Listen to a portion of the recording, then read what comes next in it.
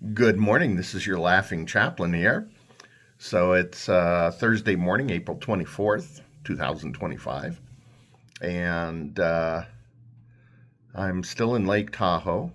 And I'm wrapping up some things from last night. So couldn't really make this video last night. But this morning, after a little bit of rest, and my good pastor friend, Ernie West, reminding me of a couple of verses in Proverbs.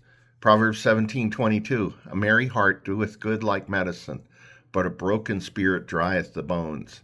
And Proverbs 15:13, a merry heart maketh a cheerful countenance, but by sorrow of the heart the spirit is broken. The heart of him that hath understanding seeketh understanding, but the mouth of fools feedeth on foolishness. So yeah, last night I guess my spirit was a little broken. I wasn't having a merry spirit last night.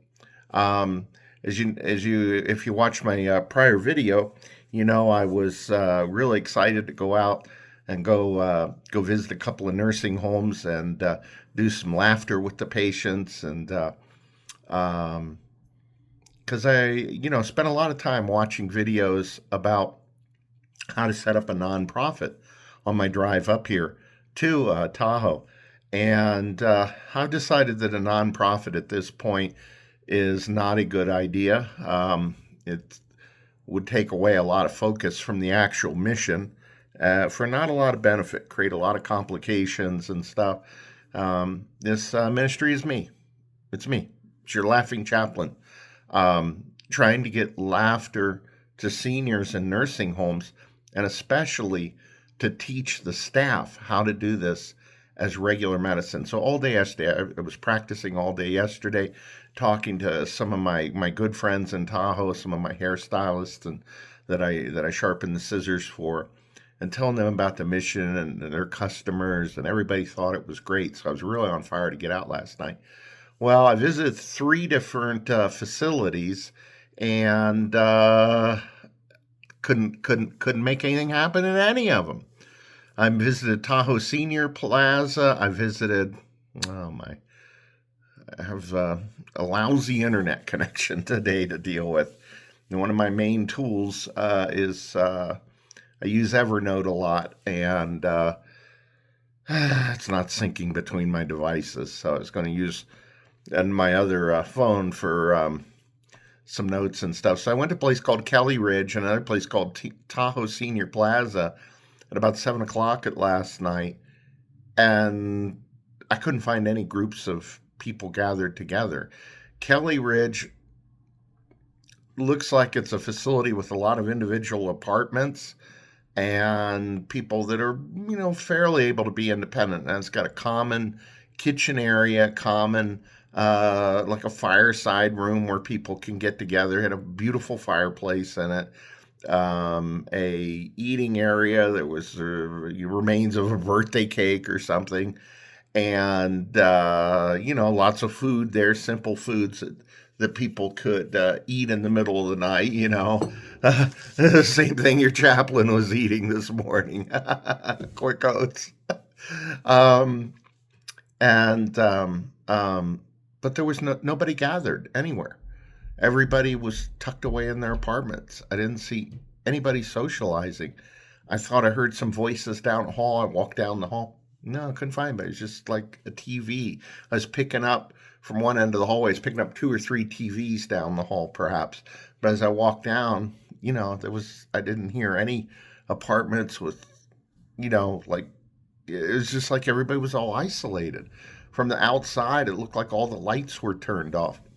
So I took some pictures. I got a couple of cards that were there and took a picture of anything I could that was useful to my purposes. Took a picture of their activity calendar, gathered a couple of business cards, took a picture of the sign on the office door of their hours. They're not at the facility very often. And that was that. So then I went to another facility, Tahoe Senior Plaza, and it was even worse. I couldn't even get in the front door. And my other device just died. So I was there at 7:45. Again, couldn't even get in the front door. I could see a beautiful lobby, but from the outside, there weren't any lights on in any of the apartments. It looked like a similar kind of setup. Um, I couldn't find anybody gathered together to involve in a laughter session. I mean, I think there's a Bible verse that says something to the effect of, where two or more are gathered to laugh in my name, I am there with you. It was just me. So, um, so this had me. So then I went to a third facility, Barton Skilled Nursing. Oh my goodness, it was like a fortress. Couldn't even get in. It's associated with a hospital, and it's like one wing of a hospital. And I found what I thought was an entrance, and there were all these signs. Oh, sorry, after 6 p.m., you must enter through the emergency room, which was like a city block away. And there were all kind of signs up inside saying, "Oh, during flu season, you have to go through a COVID screening and all this masks and all this kind of stuff." But there was nobody there, totally unmanned. And so a vendor came out, and we're working on some plumbing outside. So I was able to get in, and I got into this little lobby area, and nobody there. Get into a hallway, follow the signs down a long hall, past some laboratories and different stuff, and get to this door that looked like the locked doors to an ICU, an intensive care unit. And so the door's totally locked, and I'm looking around outside the door, and I see a red phone that says call for admittance. So I pick up the phone. It starts ringing, and I'm standing there, just ringing. Nobody. 10 minutes I stand there, just listening to the ringing sound. Nobody there. From the outside, I could see through a couple of windows that there were maybe some patients walking around, but I have no clue the size of the facility or anything. So the Barton Skilled Nursing, total non-go at, it was probably getting on to about 8 o'clock at night, 8 or 8:30. Again, no way to get into the place. No way, couldn't talk to anybody about the place. No clue about it. And so looked up some other facilities, and it turns out that over in Nevada, Garnerville and Carson City has a whole bunch of these kind of facilities. So when I search for nursing home, it's sorted the references from near to far. I went to all three places that were, within 18 miles of Tahoe, 12 miles perhaps, 18 minutes of South Lake Tahoe. And this kind of discouraged me, because a lot of the videos that I watched about a nonprofit and doing service to the world, you've got your great idea, and here's how to set up and I already mentioned that, not doing that at this point. Too big of a distraction. I need to get out there and do the mission, and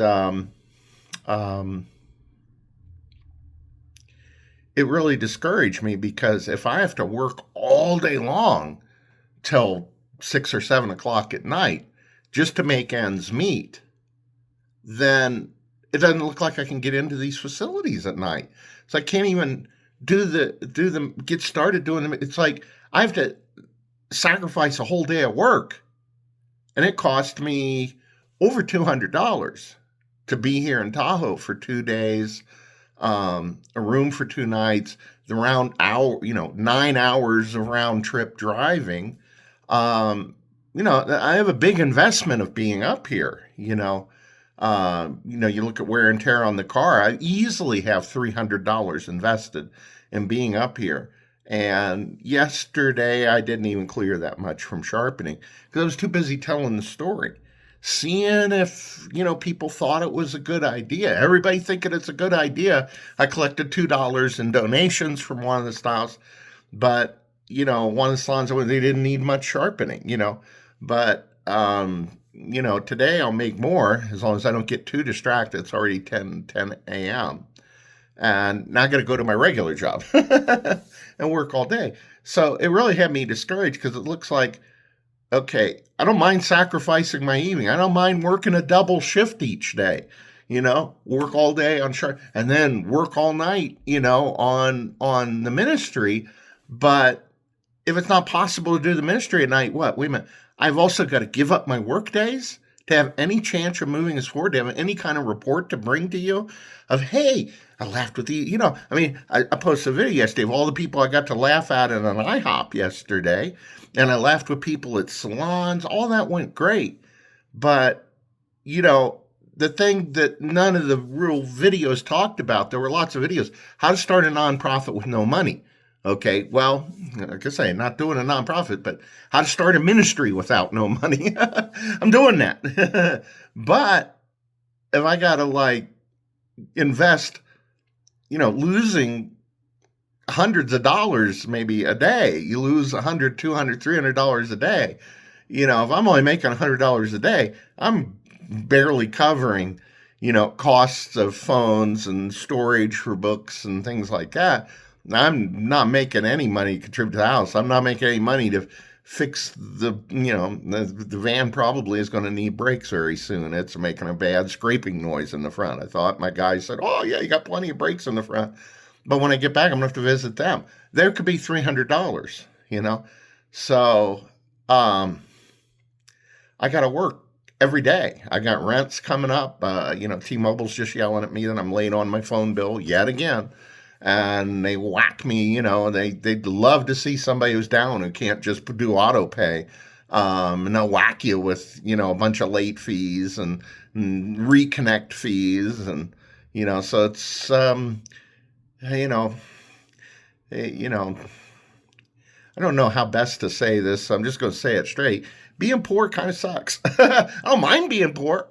I don't need much, but you waste a lot of time. You waste a lot of time when your business or your ministry is not properly funded. You waste a lot of time juggling, things that could have been spent on the ministry. So it's important to spend the right time to get support. I was watching a video about a friend of mine who supports his father's ministry, and the interviewer was saying there are those who raise up the hands of the pastor, help raise up the hands of the pastor so the pastor can do their job. And a chaplain is being a pastor without a church. Although I have the Laughing Church online, it's all about spiritual first aid, helping people that are in crisis situations, being a ministry of presence, being a ministry of listening. And I'm prepared to do all of those things in these environments. But it looks like the only way to do that is to take away my living that barely is making ends meet. And it's like, wow, this is like, so none of the videos that I saw, all of them were how to, do service to the world with no money and set up your organization and stuff. But nobody talked about how to do service to the world when you have no time. You've got to literally give up what you're using to just tread water during the day because you have a time limit on when you can do your thing. And I hadn't really considered that because if you look at laughingchurch.com, I've already outlined a ministry schedule for the next year. And a lot of these videos I watched said you got to create a realistic budget for your organization. You have to have a realistic budget so that your board members know what it is they're trying to raise. And what I've outlined in the is the mission for Laughing Church. I want to be able to do a couple of road trips very soon. I need to get first one nursing home in Marin, where I've fully trained several of their staff members. Then we need to do 5 nursing homes in Marin, because that's where I live.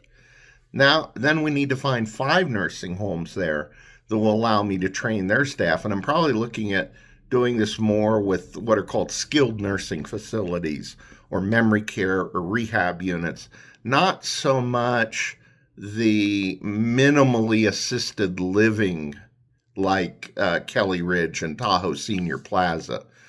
I'm looking at facilities that probably have round the clock staff, okay, and getting those staff members trained. So, 1, then 5, and then do a 3-state tour. California, probably Southern California, or Lake Tahoe was an idea that I had, Nevada and Arizona. And I want to be able to do a total of about 10 homes on that 3-state tour. And so I'm going to be on the road for a while, but realizing that the only time if I'm trying to run around and sharpen in different cities to be able to pay for the gas to get to the next city and pay for, some quick oats to eat each day and, maybe get a room that has a bed that's actually in reality a cot. There's not even a real mattress on the bed in this room. But I'm not complaining. Makes me feel like I'm back in basic training. Oh, I've never been to basic training. I've seen barracks though. Not complaining. Beats sleeping in the van. Unless I make the van more comfortable. And see, that's the thing. It's like I got up here and I thought, shoot, I've got a futon mattress I could put in back of the van. Why didn't I do that before I came up here? I could have saved myself $130 because, this ministry's running on a shoestring at the moment.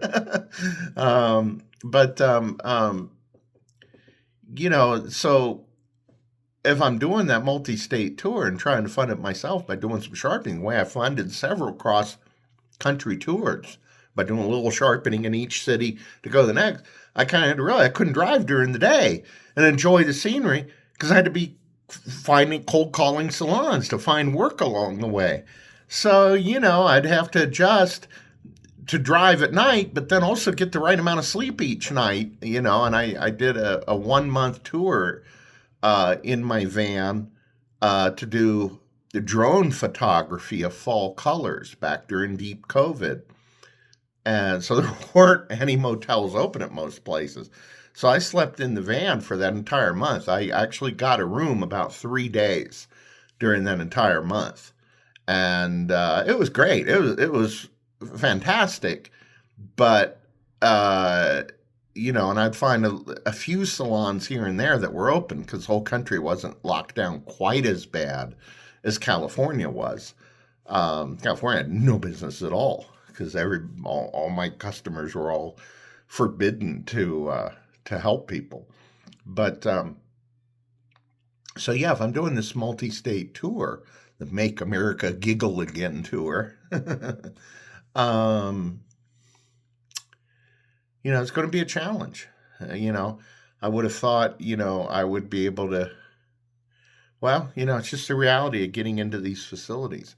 I experienced a flavor of this a couple of weeks ago when I did a chaplain visit to my neighbor who was in one of the local hospitals in Marin.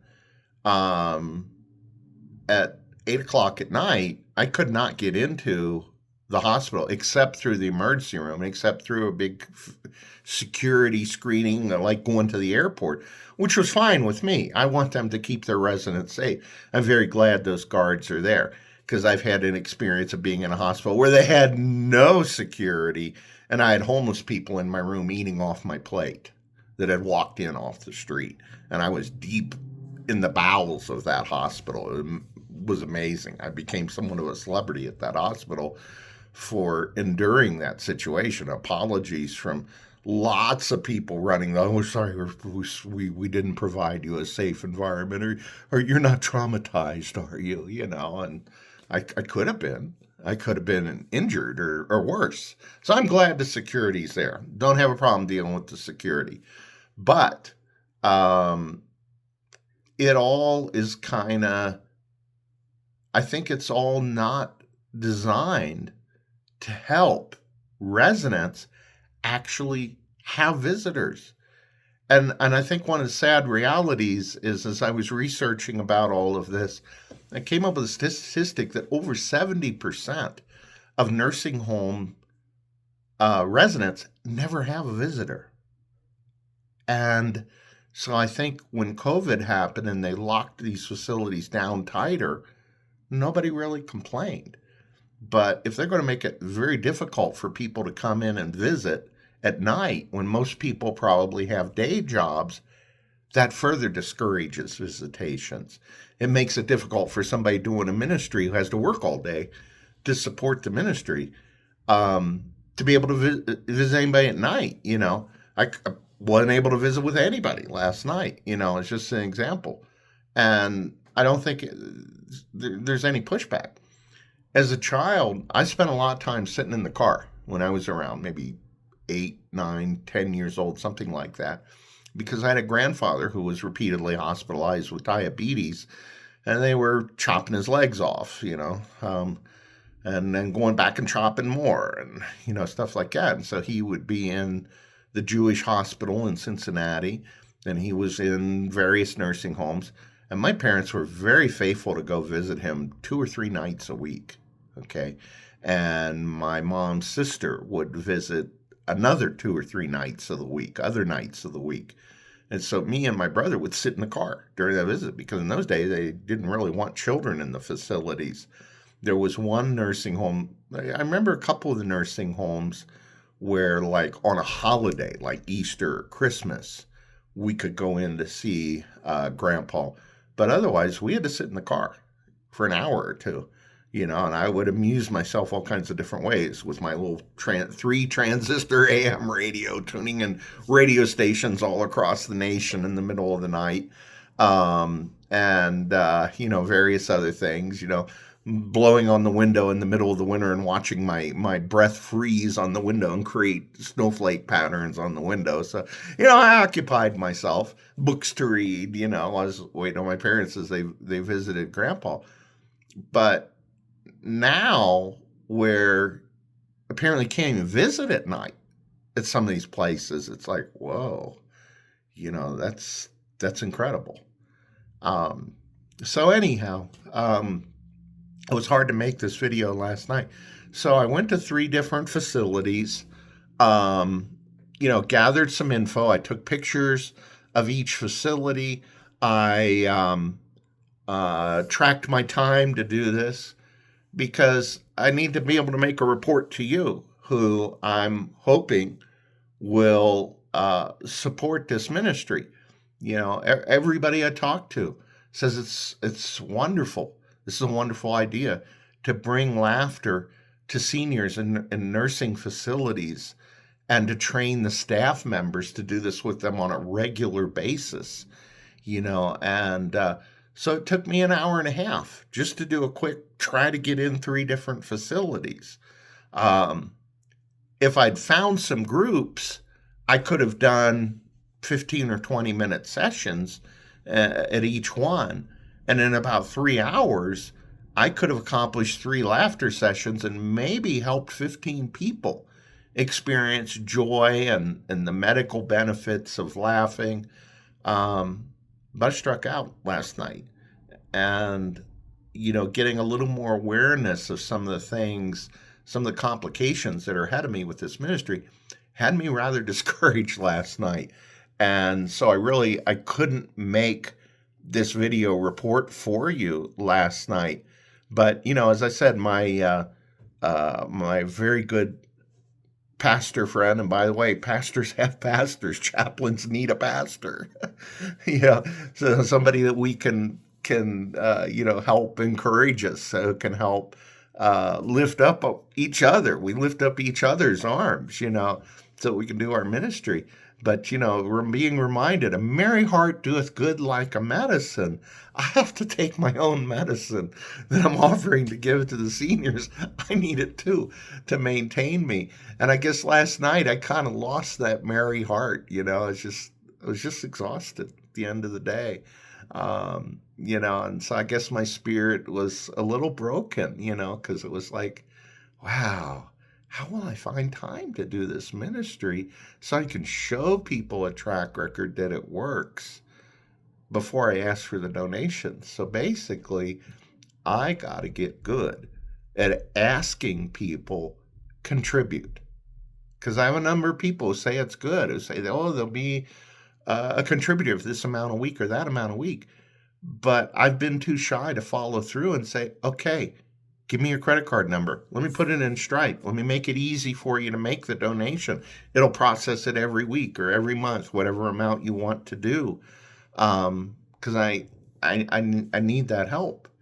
And I got to get better at that.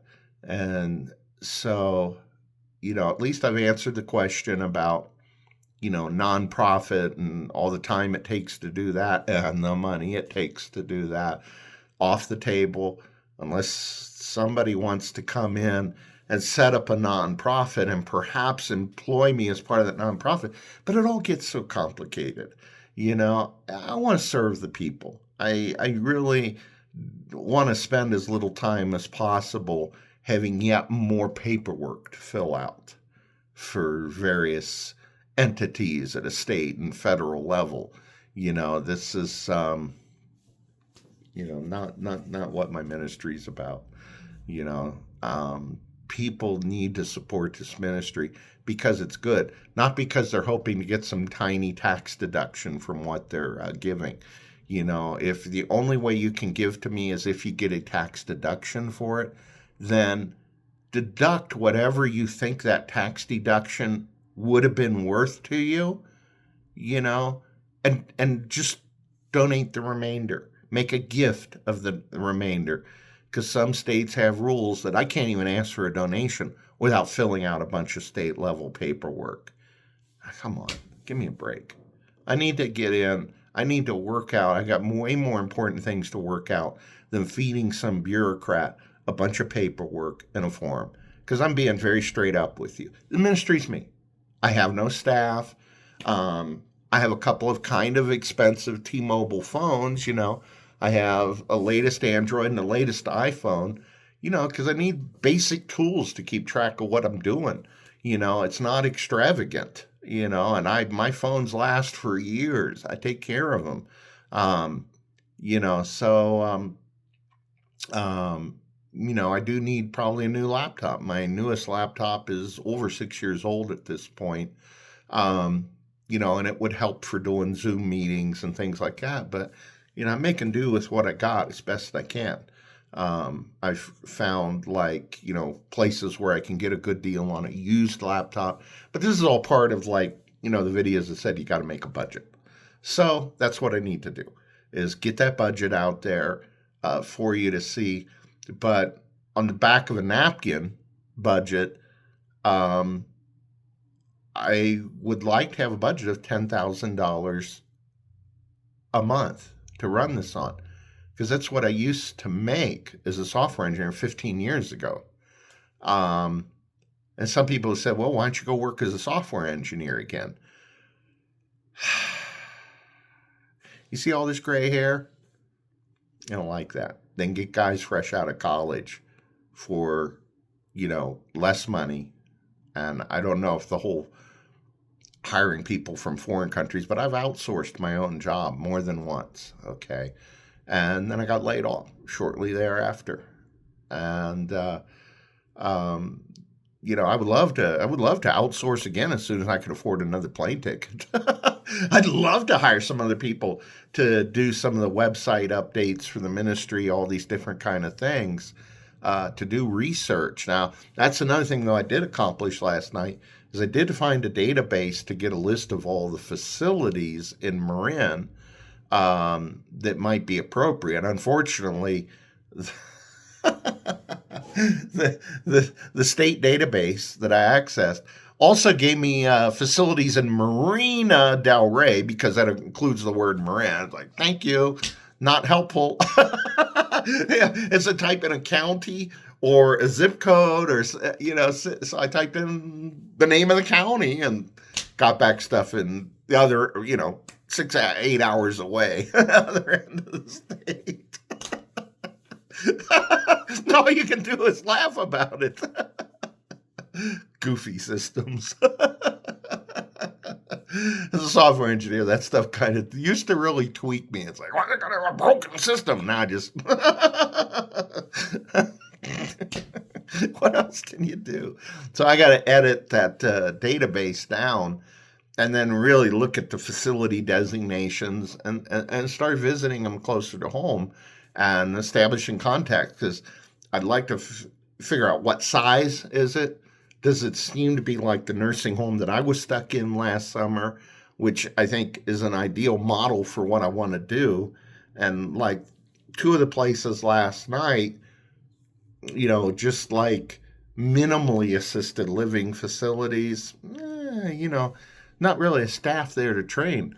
I would love to go there and train some residents there to start holding regular laughter sessions for their own community, because that is a big part of what Laughing Church is about, teaching you how to feel the benefits of laughter so that you want to support me to bring that to seniors and elder care facilities is kind of and one of the all-encompassing terms that's used in the medical research. But so you experience it firsthand. Everybody seems to know intuitively that laughter's a good thing. We know this in our culture, but so going to one of those minimally assisted facilities, are there residents there that have their act together enough that they could provide a regular laughing session for the people? I don't know. I don't know. This is an unknown, okay? I can certainly take them through teaching them how to use laughter on a personal basis, and perhaps a laughter club will just coalesce naturally. But I think in nursing homes where the staff members have gone through a certain level of training to be staff members, I think they're going to be able to handle being taught how to be laughter leaders, to be able to lead group laughter sessions. I'm going to be able to communicate to them and teach them and practically evaluate that they've learned additional special techniques that I've been taught in my trainings that will help them deal with elderly patients, and patients maybe that can't go to the activity center, where we need to do laughter with them in their room, in their bed, things like this, other very, very gentle techniques. I think they will have the ability to learn this and be able to do it very competently after I've finished training them. So at the minimally assisted facilities, can a laughter group coalesce there? I don't know. I probably need somebody out in the community who is much more independent in their living, like a member of a church, a local church that wants to do missionary work in their community and likes the idea of the joy of the Lord. And I would go into their church and train 2 or 3 members how to go out together and do this for their church community, and then to go out and take care of the nursing homes in their local area. So like Mario yesterday, and I posted our video of doing 1 minute of laughing for world peace. He was very excited about laughter. And I've never talked to him about laughter before, just a few minutes that I was in his shop yesterday. I haven't been up here I had not gone through all my certifications and stuff when I was last up here last summer. But Mario, and I told Mario, I said, hey, if you let me teach you how to use laughter with your roommate's grandchildren, and really teach you all about it, and you start doing it on a daily basis, I'm going to teach you how to be a leader if you want to do that. And then you can help me out in the facilities here in Tahoe. And, obviously it's a little more complicated than I thought. When I was talking to him yesterday, I hadn't actually tried to get in the facilities at night to do it because I know he's busy all day trying to run his business. So he's going to have the same kind of thing. So this is an extra complication. I've got to figure out how the people I teach and find ways to help them get around these things. And so, it's another whole layer to this. How do you find time to do your ministry when your ministry requires you to interface with other organizations that have very limited hours, that conflict with the amount of time you have to spend working to make a living? So that was another whole dimension that I hadn't really fully considered. So, and the cost to be out of town, to be up here for 3 days, it's going to cost me close to $300. That's more than I make in a day doing sharpening. So I'm basically spending half of what I make to come up here to serve these stylists. And I don't think the market will bear me charging them an appropriate percentage of more than what I charge in my home area. I had some gal yesterday who thought I was saying I would sharpen her for $15. Are you kidding me? That was a 50 years ago price.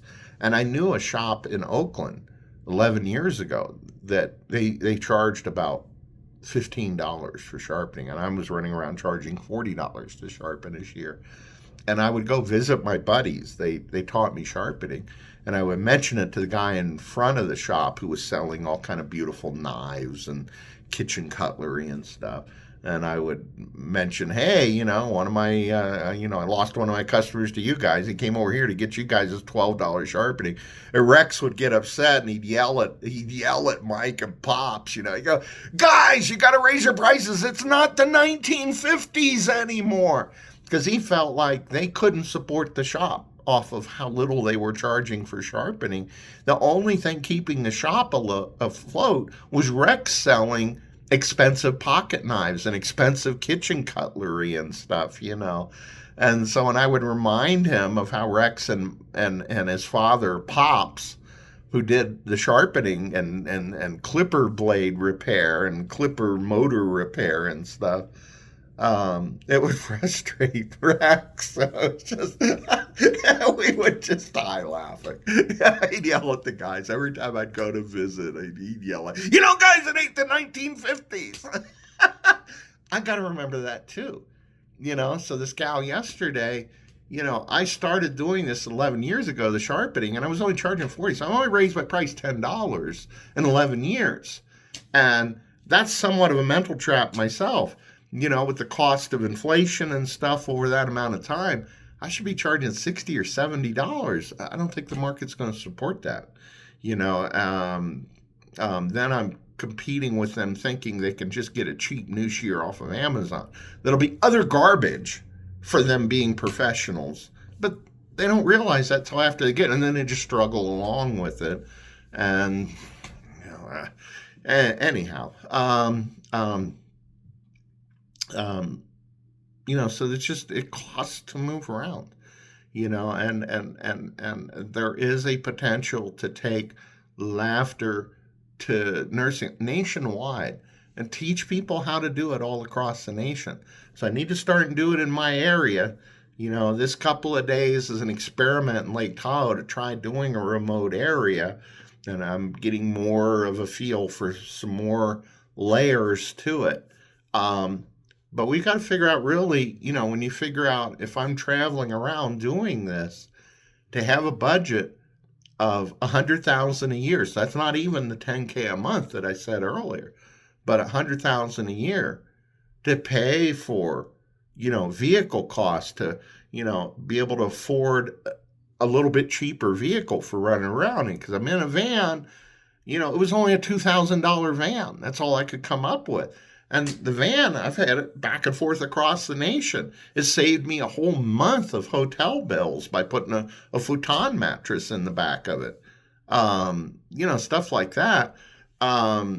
Maybe even a small RV, I don't need something new. I don't need, when I went to a sharpener's retreat in Indiana, it would look like a Mercedes Sprinter convention. Everybody had these giant Sprinter vans, and I'm pulling up in a Prius that I slept in while driving across the country to get to the sharpener's retreat. It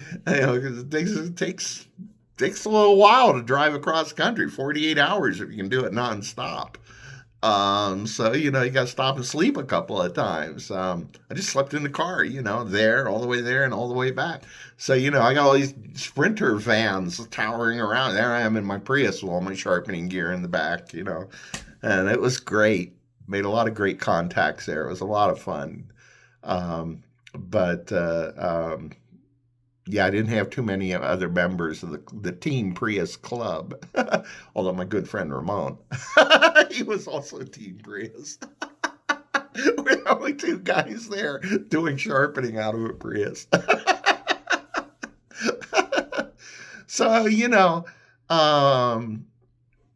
but getting a reasonable night's sleep each night and stuff like that, I got to be realistic. If I'm going to be on the road for a month or 2 months or 3 months doing a cross-country tour and, got to work through all the, red tape and, get approvals, all this kind of stuff. That's another whole layer.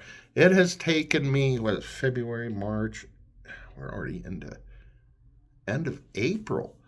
I'm still working on the red tape of the first facility.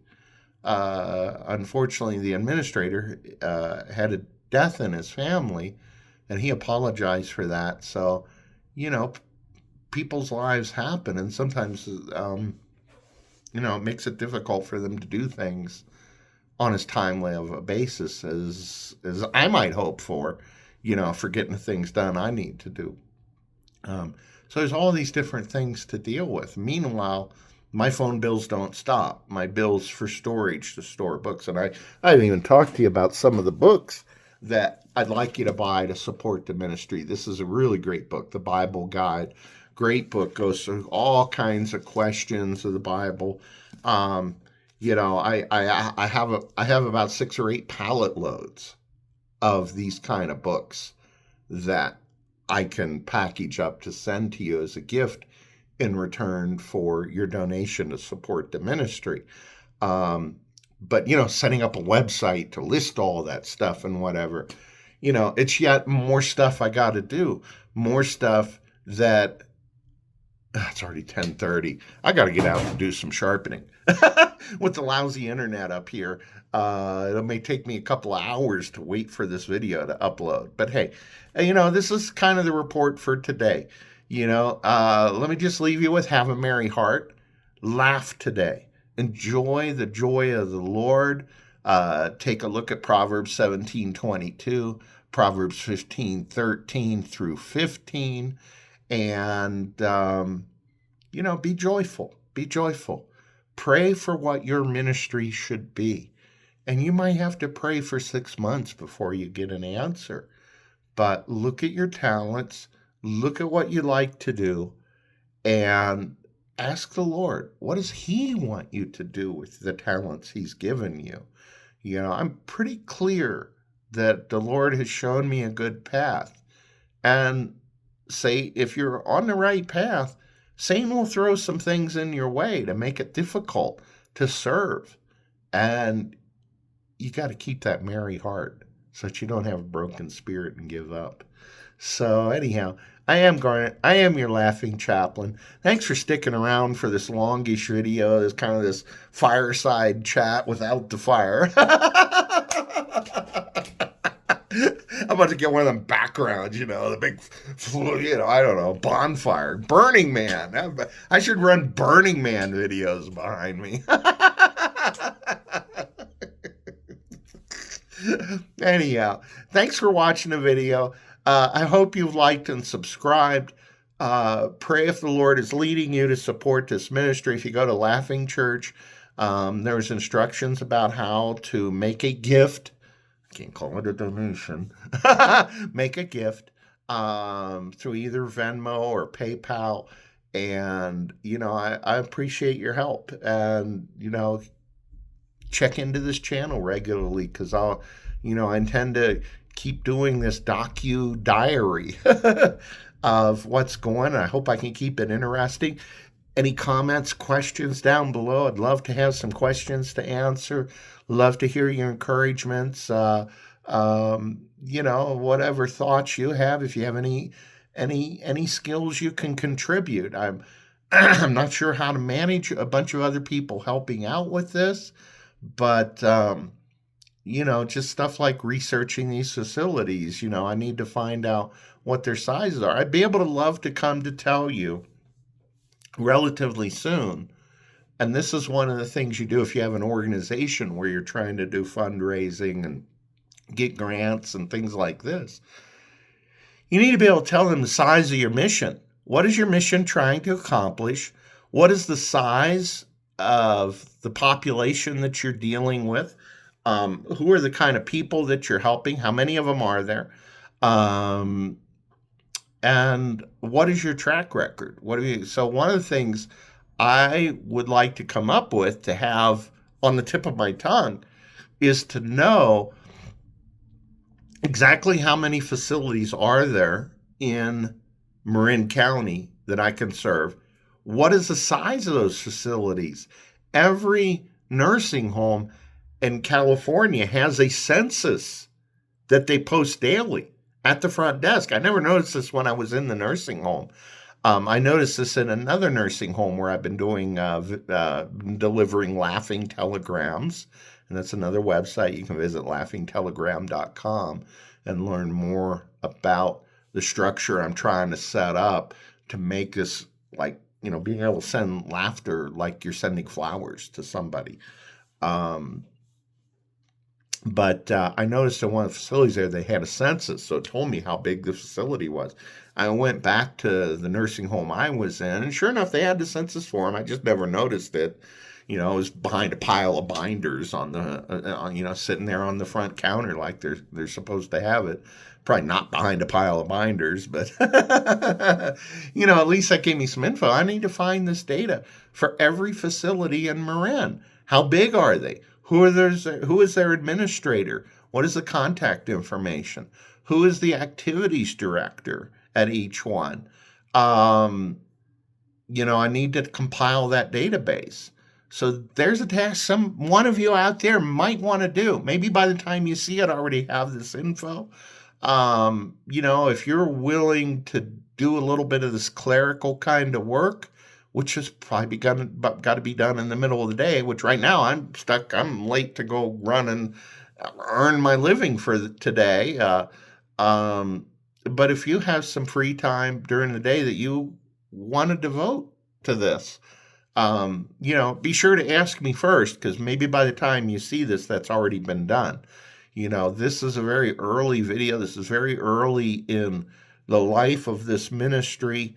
And so I'm just kind of figuring out all the nuts and bolts here as I go and sharing it with you as I go so that you can kind of, understand, know what the issues are, know how to pray for them, and see if you're moved to help support it. Because, even if you see this video 6 months or a year from now, I was telling my spouse yesterday, I feel like, God has really blessed me to be able to sit here and do videos like this and be as coherent in my thoughts as I am, in spite of having multiple strokes. I have 2 documented strokes in the last 2 years and evidence in my brain of a bunch of other strokes, hypodense regions in my brain.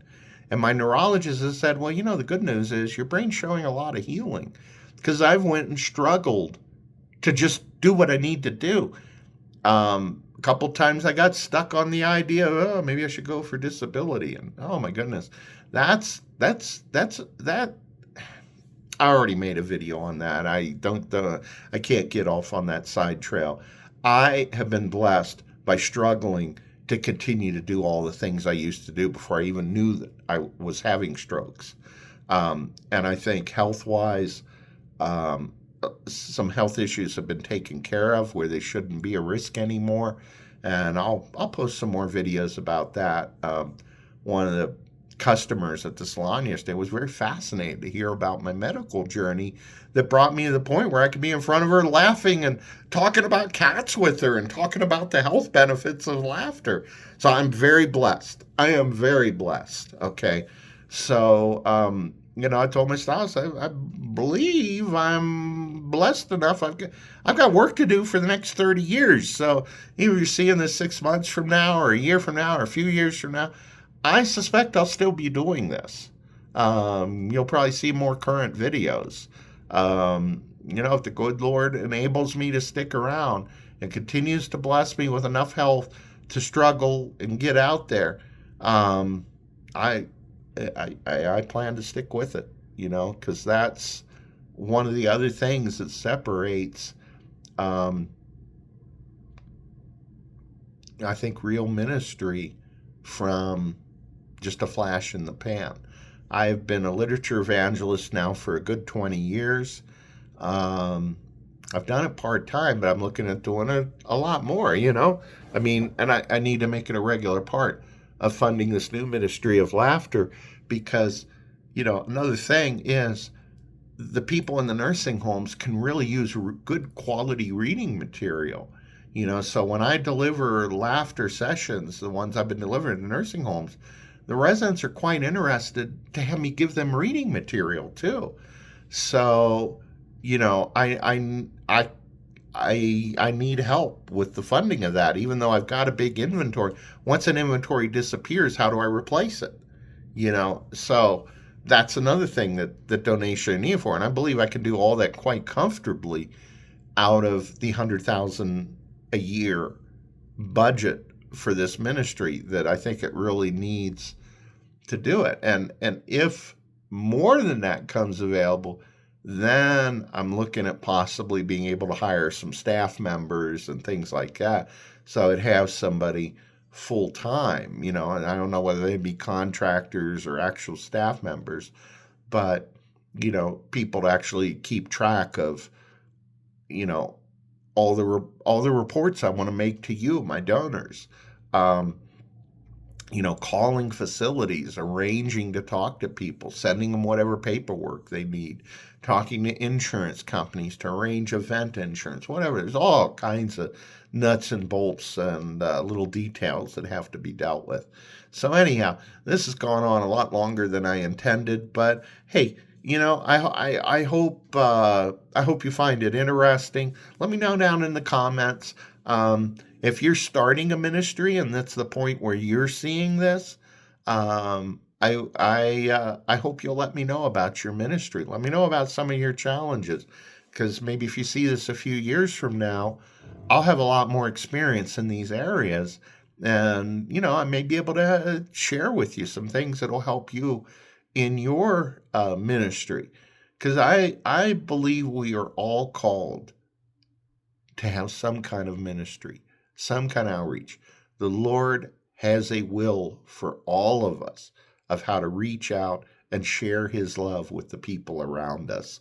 And we all could do that. Not everybody's cut out to do the trainings to become a chaplain or to go knock on doors. Some of us, our ministry may just be welcoming people at our local church when they show up for church, or helping with the potluck, or maybe just giving out literature for free. Maybe I see others getting out and doing things, and I think we all have that. Anyhow, I got another call coming in, so I'm going to cut this short. And God bless. Laugh today.